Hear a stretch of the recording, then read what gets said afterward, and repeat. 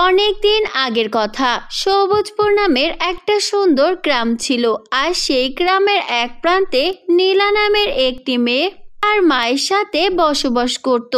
একদিন নীলা তার মাকে বলে, মা, ও মা, তোমার কি হয়েছে গো? আজকে তুমি পড়শিদের বাড়িতে কাজে গেলে না? তোমার কি শরীর খারাপ মা? আমাকে বলো তোমার কি হয়েছে। আমি বাবাকে হারিয়েছি, এখন আবার তোমাকে হারাতে পারবো না। না রে মা, আমার কিছুই হয়নি, একটু শরীরটা খারাপ লাগছে, কালকেই ঠিক হয়ে যাবে। আর তুই এত উতলা হয়ে পড়িস না, এইটুকু অসুস্থতায় আমাদের মতো গরিবদের কিছুই হয় না। কিন্তু মা, তুমি তো আজকে খাবারও খেলে না, তা রাতের খাবার খাবে না? চলো আমরা দুজন একসাথে খাবার খাই। না রে মা, আজকে আমার খেতেও ইচ্ছা করছে না, কেন জানি আমার কিছুই ভালো লাগছে না। আমাকে একটু বিশ্রাম নিতে দে, আর তুই খাবার খেয়ে ঘুমিয়ে পড়। আমি সকালে তোর সাথে একসাথে খাবার খেয়ে নেব। আচ্ছা মা, তাহলে আমিও খাবো না। তুমি না খেলে আমি একা একা কিভাবে খাই? আর আমার একা খেলে কখনোই পেট ভরে না। এই মেয়েটা আমার কোনো কথাই শোনে না। যখন আমি না থাকবো তখন তুই কি করবি বল তো? এমন কথা আমি স্বপ্নেও ভাবতে পারি না, আর কখনোই এসব বলবে না। আচ্ছা ঠিক আছে, চল তাহলে।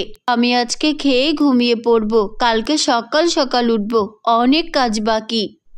তারপর নীলার মা ঘুমিয়ে পড়ে, কিন্তু নীলা সারা রাত তার মায়ের সেবা যত্ন করতে থাকে। রাতে নীলার মায়ের জ্বর বেড়ে যায়, এতে করে নীলার মা আরো অসুস্থ হয়ে পড়ে। মা, তোমাকে আমি ডাক্তারের কাছে নিয়ে যাব, শুধু সকালের অপেক্ষা। তোমার কিচ্ছু হবে না মা, জ্বরে তোমার গাটা পুড়ে যাচ্ছে।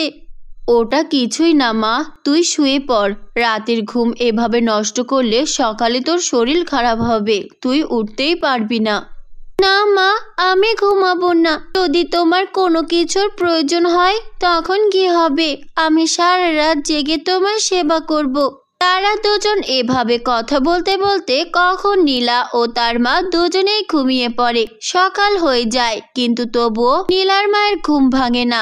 নীলা তখন তার মাকে দেখে অনেক অবাক হয়ে যায়, কারণ নীলার মায়ের কোনো শব্দই ছিল না।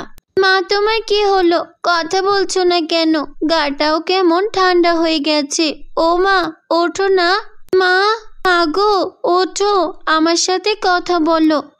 নীলা এভাবে অনেকবার ডাকার পরও তার মায়ের কিছুতেই জ্ঞান ফেরে না। নীলা তখন ছুটে ডাক্তার ডেকে আনে, আর ডাক্তার অনেক পরীক্ষা নিরীক্ষার পর জানায় নীলার মা আর এই পৃথিবীতে নেই। এটা শোনার পর নীলা অনেক ভেঙে পড়ে, সে কিছুতেই এটা মেনে নিতে পারছিল না। নীলার দিন এরপর থেকে খেয়ে না খেয়ে কেটে যেতে থাকে। নীলা কি করবে কিছুই বুঝতে পারছে না। এদিকে মায়ের মৃত্যুর শোক কাটিয়ে উঠতে না উঠতেই নীলার অনেক অভাব শুরু হয়ে যায়। সে কি খাবে কিছুই বুঝতে পারছে না। এতদিন মাকে ছাড়া খাবার খাইনি, আর আজ না খেলে আমিও অসুস্থ হয়ে যাব। বিধাতা, মায়ের সাথে কেন তুমি আমাকেও নিয়ে গেলে না? এখন আমার দায়িত্ব কে নিবে? আমি কিভাবে সংসার চালাবো কিছুই বুঝতে পারছি না। এই সব কথা ভেবে নীলা অনেক মন খারাপ করে। তারপর নীলা বাড়ি থেকে বেরিয়ে সবার কাছে সাহায্য চায়, কিন্তু কেউ নীলাকে একটুও সাহায্য করে না। তখন নীলা কি করবে কিছুই বুঝতে পারে না। এরপর নীলা কাঁদতে কাঁদতে এক গভীর জঙ্গলে চলে যায়। সেখানে গিয়ে এক গাছের নিচে বসে তার মায়ের কথায় ভাবতে থাকে। তখনই সেখানে এক বৃদ্ধ বুড়ি আসে আর বলে, এই যে বাচ্চা, তোমার কি হয়েছে বলো দেখি? দেখে তো মনে হচ্ছে অনেক দিন খাওনি। তা কিছু খাবার খাবে, নাকি এভাবে না খেয়েই মরবে? আমার মতো হতভাগী মেয়ের বেঁচে থাকার কি দরকার গো বুড়িমা? মায়ের সাথে আমার মৃত্যু হলেই ভালো হতো। ছি, এভাবে বলতে নেই, উপরওয়ালা অসন্তুষ্ট হন। আচ্ছা, তবে তোর এই পৃথিবীতে কেউ নেই তাই তো? আমি তোকে সাহায্য করতে পারি, বিনিময় আমার একটা কাজ করে দিতে হবে। বল, পারবি? হ্যাঁ হ্যাঁ, অবশ্যই পারবো। আমি কর্ম করে খেতে চাই। বলো, তোমায় কি করে দিতে হবে? এই জঙ্গল পেরিয়ে পাবে এক নদী, সেই নদীর পার বুঝলেই পাবি একটা জাদুকরি গাছ, যেই গাছের কাছে আছে আমার লুকোনো জাদুর লাঠি। আসলে আমি একজন পরী, তুই ওই গাছের থেকে আমায় ওই জাদুর কাঠি এনে দিতে পারলেই আমি তোকে সাহায্য করব।